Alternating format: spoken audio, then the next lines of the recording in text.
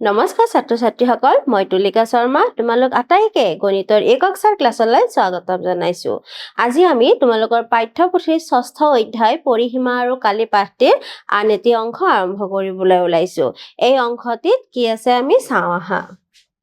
ইয়াৰে আগৰ অংশটিত 6.8ৰ কিছু অংশ কৰা হৈছে। ইয়াৰ অৱশিষ্টখিনি কি আছে আমি ইয়াতে চাওঁ আহা।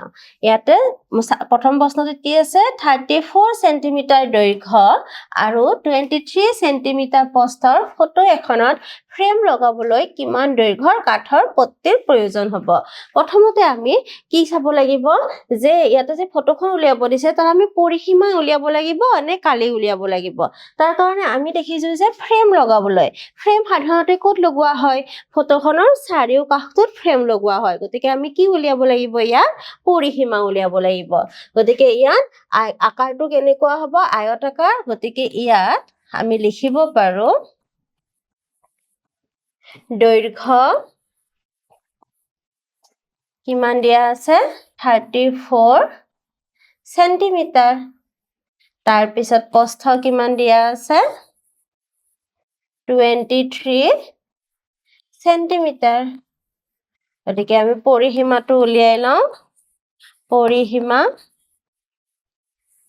পৰিসীমা কেনেকৈ উলিয়াই, 2 পূৰণ দীঘ যোগ প্ৰস্থ। দীঘ ইয়াতে 34 আৰু প্ৰস্থ 23 আৰু এককটো কি হ'ব সেন্টিমিটাৰ। গতিকে আমি যোগ কৰিলে কি পাম 3 4 7 আৰু 3 2 5 ইমান সেন্টিমিটাৰ 57। এবাৰ 2ৰে পূৰণ কৰিলে আমি কিমান পাম 14 4 1 গ'ল 10 1 11 সেন্টিমিটাৰ।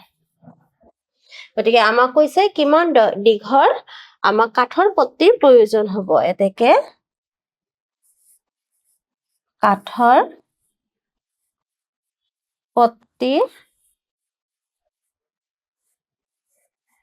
দৈৰ্ঘ্য বা দীঘ আমি লিখিব পাৰো কিমান হ'ব 114 সেন্টিমিটাৰ। ইয়াৰ পিছৰ প্ৰশ্নটি আমি চাওঁ।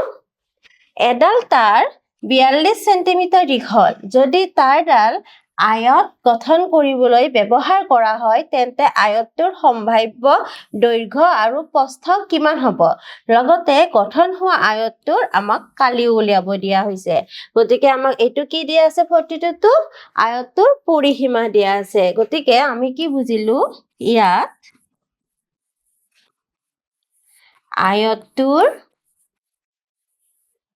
আয়তৰ পৰিসীমা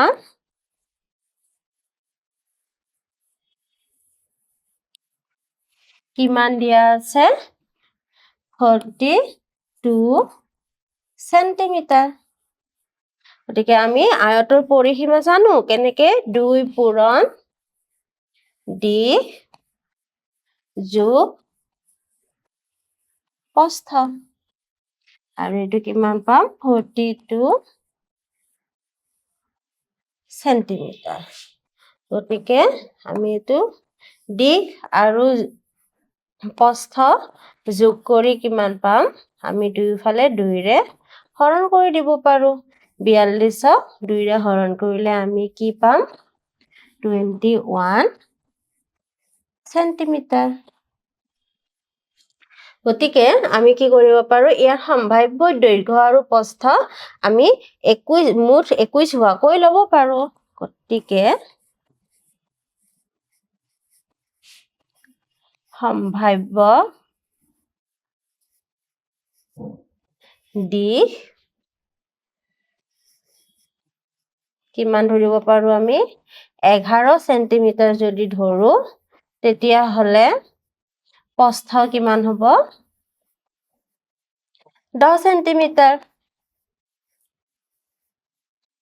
কালি কিমান হ'ব 11 পূৰণ 10 বৰ্গ সেন্টিমিটাৰ আৰু আমি পাম 110 বৰ্গ সেন্টিমিটাৰ।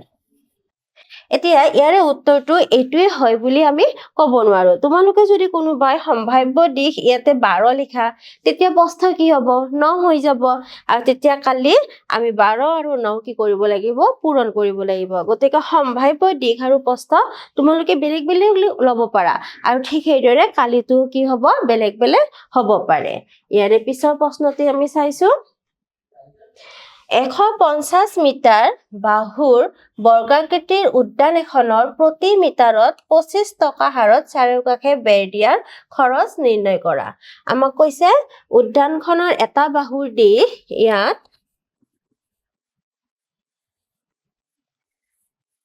যেহেতু বৰ্গ আছে এটা বাহুৰ দিশ হলে আমাক হৈ যায় বাহুৰ দিশ কিমান দিয়া আছে 150 মিটাৰ আৰু চাৰিওকাষে বেৰ দিব গতিকে আমি কি উলিয়াব লাগিব পৰিসীমা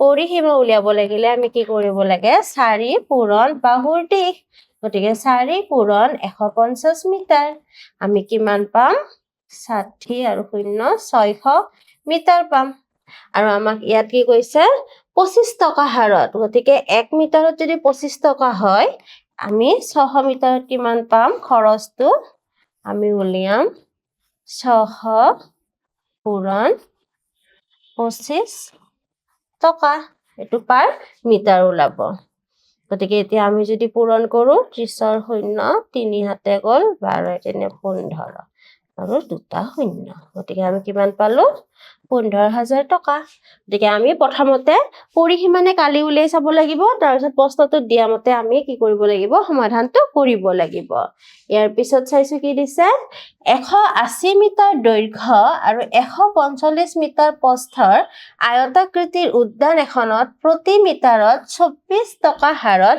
বেৰ দিয়াৰ খৰচ নিৰ্ণয় কৰিব দিছে ইয়াতো একে ইয়াত কি দিছে তাত বৰ্গ দিছিলে ইয়াত আয়তৰ কথা দিছে ইয়াত দৈৰ্ঘ্য কিমান দিয়া হৈছে 180 মিটাৰ প্ৰস্থ কিমান দিছে 145 মিটাৰ গতিকে আমি পৰিসীমা প্ৰথমতে উলিয়াব লাগিব কাৰণ ইয়াতে কি দিছে বেৰ দিয়াৰ কথা কৈছে চাৰিওফালে বেৰ দিয়াৰ কথা কৈছে বেৰ দিলে আমি কি উলিয়াব লাগে পৰিসীমা কি হ'ব 2 পূৰণ d যোগ প্ৰস্থ আৰু এটো আমি কি লিখিম মিটাৰ গতিকে আমি যদি প্ৰথমতে যোগ কৰো 5 হ'ব 8 4 12 2 1 হাতে গ'ল গতিকে 325 আমি পালো তাৰ পিছত আমি পূৰণ কৰিম কি হ'ব 650 মিটাৰ পৰিসীমাটো আমি ইমান পালো এতিয়া আমি কি উলিয়াব লাগিব খৰচটো উলিয়াব লাগিব খৰচটো কিমান হ'ব 1 মিটাৰত 24 টকা গতিকে 650 মিটাৰত 24 টকাৰে আমি কি কৰিব লাগিব পূৰণ কৰিব লাগিব গতিকে আমি ইয়াতে পূৰণটো কৰি চাম 650 24 0 20ৰ 0 2 হাতে গ'ল 24 2 26 0 10ৰ 0 1 হাতে গ'ল 12 1 13 যদি যোগ কৰো 6 5 1 গতিকে আমি কি পালো 15,600 টকা পালো তোমালোকে নিশ্চয় বুজিব পাৰিছা আয়ত বা বৰ্গাকৃতিৰ আমি প্ৰথমতে পৰিসীমাটো উলিয়াই খৰচটো উলিয়াবৰ কাৰণে টকাটোৰে কি কৰিছো পূৰণ কৰিছো ইয়াৰ পিছত কি দিছে অৰুণে 65 মিটাৰ বাহুৰ বৰ্গাকৃতিৰ উদ্যান এখনৰ চাৰিওফালে এপাক দৌৰিছে ৰীনা আকৌ 70 মিটাৰ দৈৰ্ঘ্যৰ আৰু 50 মিটাৰ প্ৰস্থৰ আয়তাকৃতি উদ্যান এখনৰ চাৰিওকাষে এপাক দৌৰিছে কোনে কম দূৰত্ব অতিক্ৰম কৰিছে প্ৰথমতে আমি অৰুণে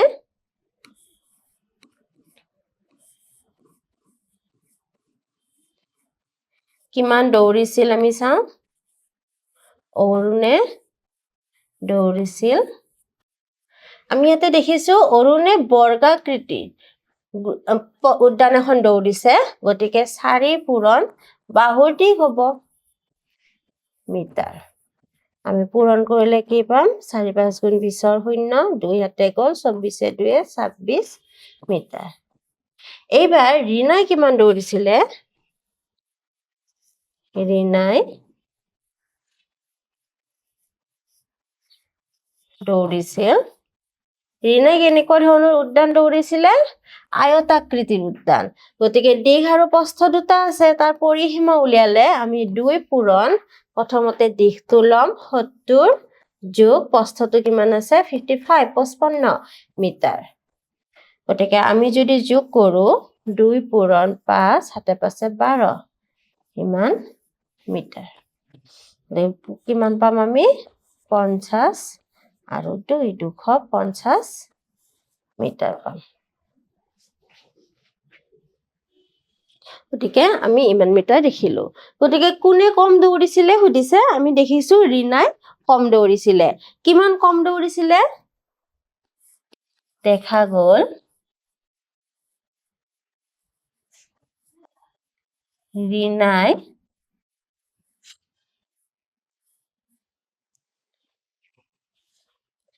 260 minus 250 equal 10 মিটাৰ কম দৌৰিছিল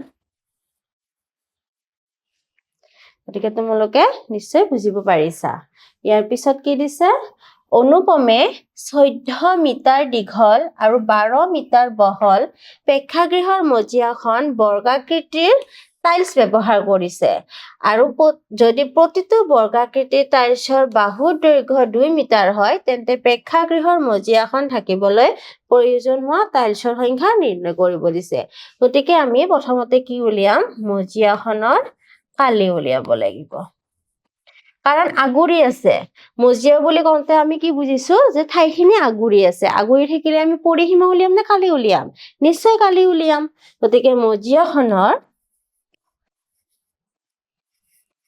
কালি কি হ'ব যেহেতু আয়তাকৃতি দিশ পূৰণ প্ৰস্থ হ'ব দিশ কিমান দিছে 14 আৰু প্ৰস্থ কিমান দিছে 12 মিটাৰ মানে আমাৰ কি হ'ব বৰ্গ মিটাৰ এতিয়া যদি আমি পূৰণ কৰো 12 4 গুণ 48 8 4 ইয়াতে গ'ল 12 4 16 বৰ্গ মিটাৰ পাম তাৰ পিছত আমি টাইলছৰ উলিয়াব লাগিব টাইলছৰ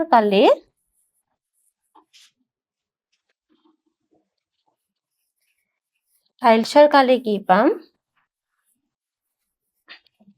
আমি বাহুৰ দিশ পূৰণ বাহুৰ দিশ গতিকে এটা বাহুৰ দিশ কিমান দিয়া আছে 2 মিটাৰ গতিকে 2 পূৰণ 2 বৰ্গ মিটাৰ পাম মানে আমি 4 বৰ্গ মিটাৰ পাম এতিয়া আমাক কি সুধিছে যে মজিয়াখন থাকিবলৈ প্ৰয়োজন হোৱা টাইলছৰ সংখ্যা গতিকে আমি টাইলছৰ সংখ্যা কেনেকৈ পাম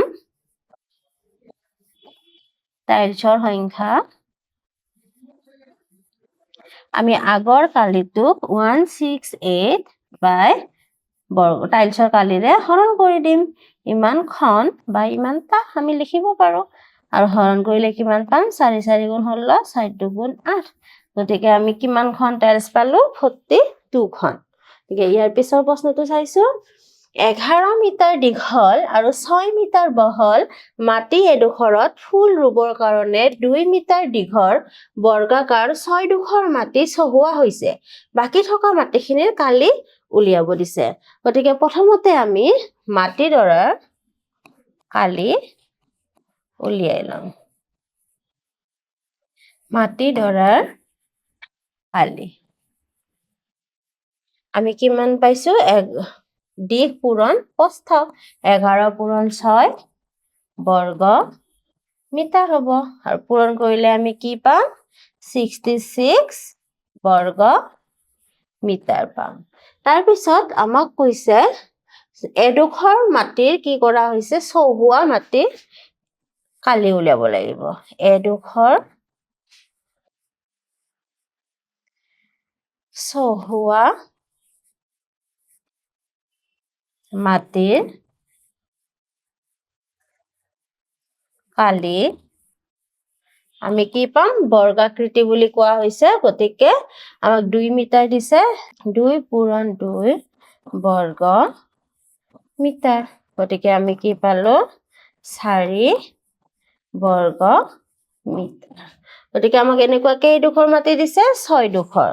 গতিকে আমি লিখিম 6 ডোখৰ চহুৱা মাটিৰ কালি 6 পূৰণ 4 বৰ্গ মিটাৰ সমান 24 বৰ্গ মিটাৰ। গতিকে আমাক কি সুধিছে শেষত যে বাকী থকা মাটিখিনিৰ কালি। গতিকে একে দিব পাৰো বাকী থকা মাটিৰ কালি আমি কি পাম 66 আছিলে 66ৰ পৰা 24 বৰ্গ মিটাৰ আমি বিয়োগ কৰিব লাগিব। 6ৰ পৰা 4 গলে 2 6ৰ পৰা 2 গলে 4 বৰ্গ মিটাৰ। গতিকে তোমালোকে নিশ্চয় বুজিব পাৰিছা।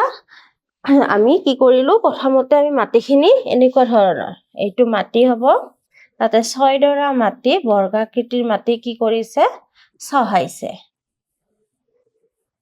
আৰু বাকি থকা মাটিখিনি কালি আমাক উলিয়াব দিছে। গতিকে আমি এইটো উলিয়াই এইখিনি উলিয়াই বিয়োগ কৰি দিছো আৰু আমি এইখিনি পাইছো। তোমালোকে নিশ্চয় বুজিব পাৰিছা। আজিলৈ এইখিনিয়ে, ধন্যবাদ।